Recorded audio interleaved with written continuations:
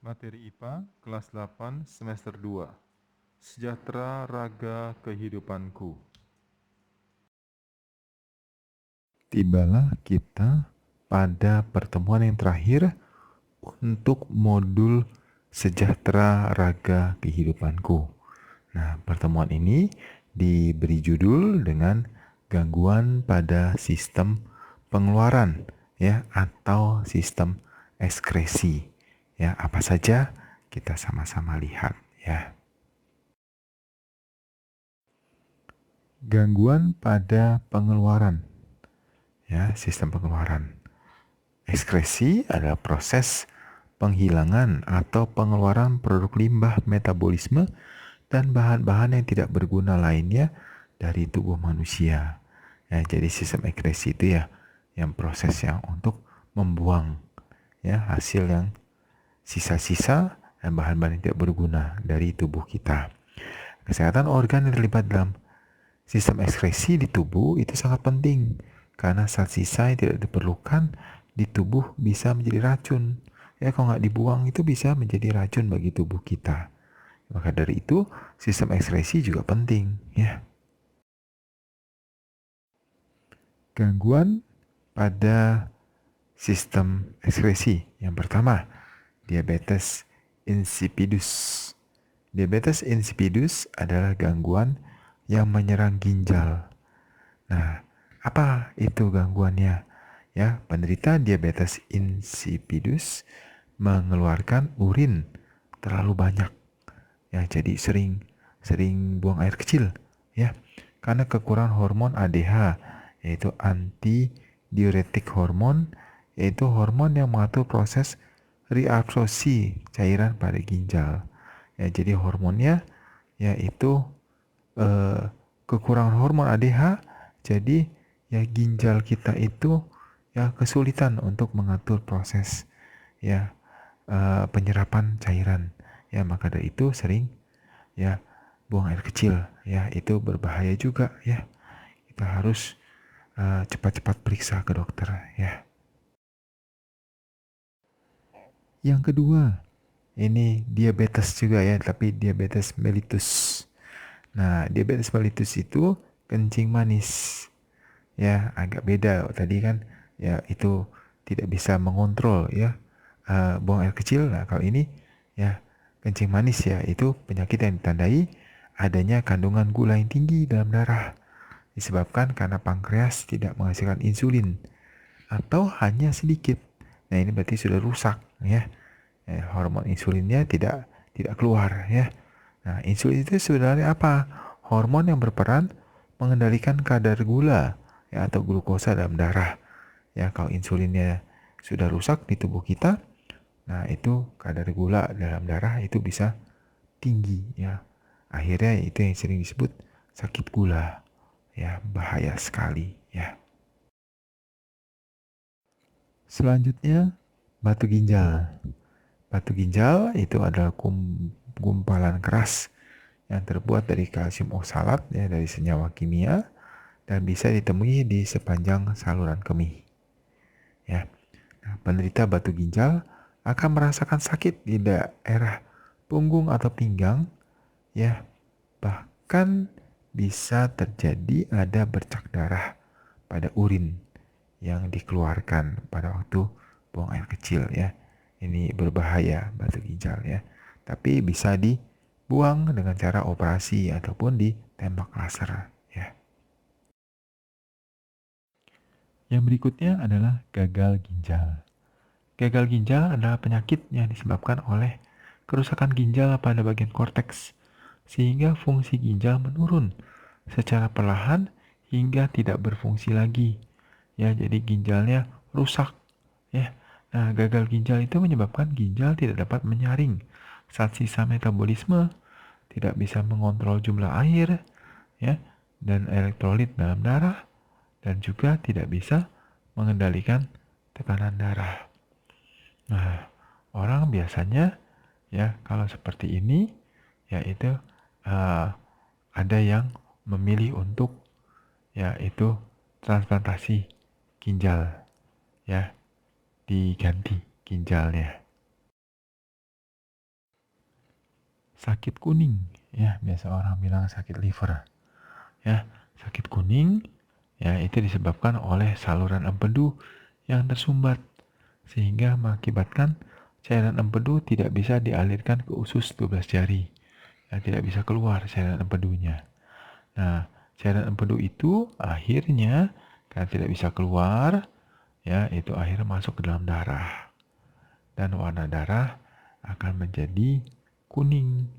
Nah, maka itu ya sakit kuning juga itu ditandai dengan ya itu badan penderita itu berubah menjadi kekuning-kuningan ya, dan di bagian kuku terutama, dan juga di bagian mata itu juga ada kekuning-kuningan. Itu biasanya sudah harus ke dokter, itu ya sakitnya sudah parah.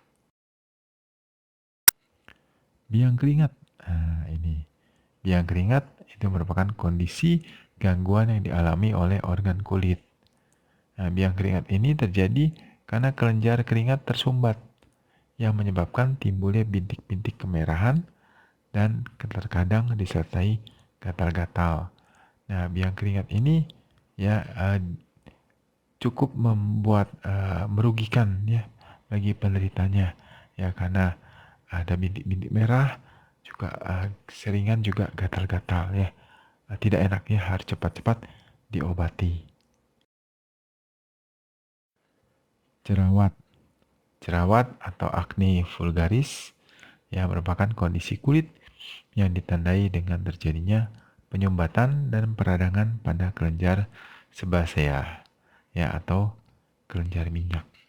Nah, jerawat ini ya itu ya rata-rata ya anak usia belasan tahun ya atau remaja ya itu mengalami karena memang produksi ya hormon ya itu kelenjar minyaknya banyak ya sehingga timbul jerawat.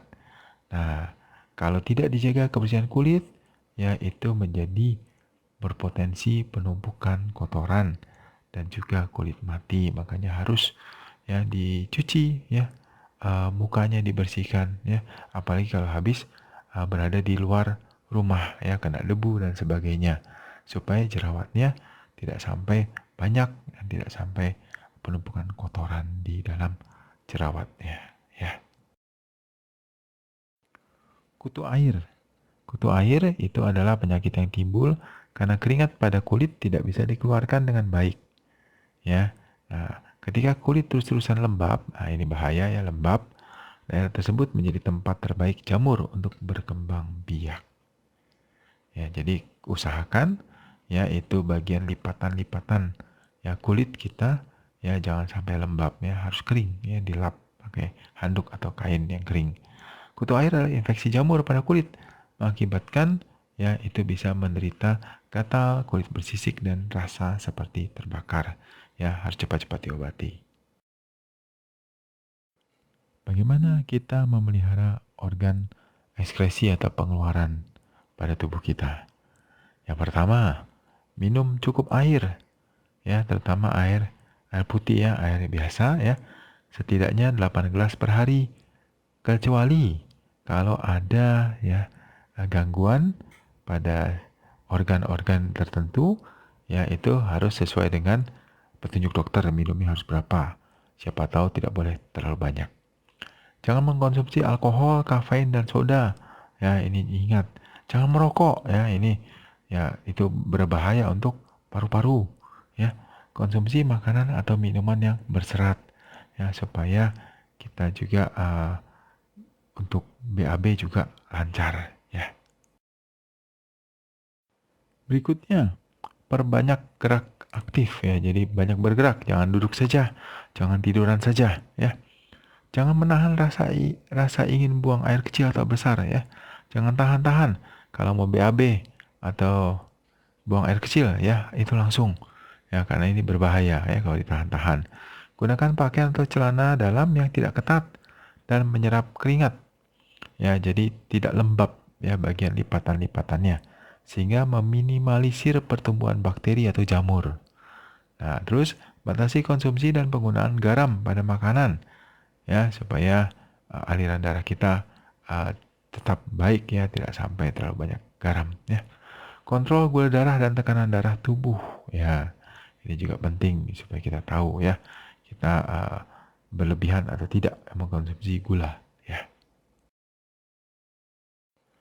Apa yang kita pelajari? Yang pertama, gangguan pada sistem pengeluaran dapat menyebabkan fungsi organ pengeluaran terganggu atau tubuh menjadi sakit.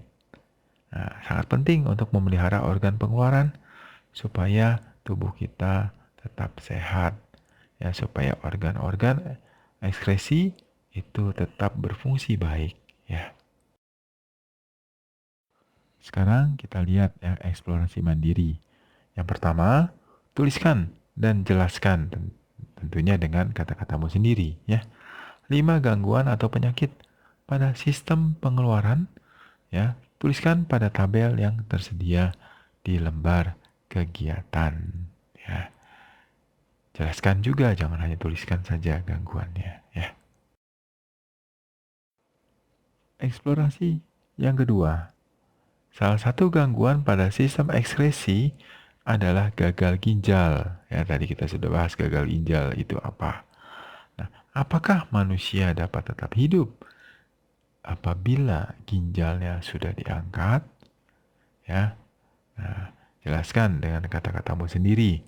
Ya, tapi tentunya sekali lagi cari dulu informasi-informasinya di buku-buku sains ataupun juga di internet, ya. Jangan langsung jawab sembarangan saja.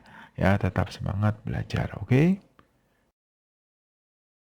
Selesai sudah pembelajaran kita pada kesempatan kali ini.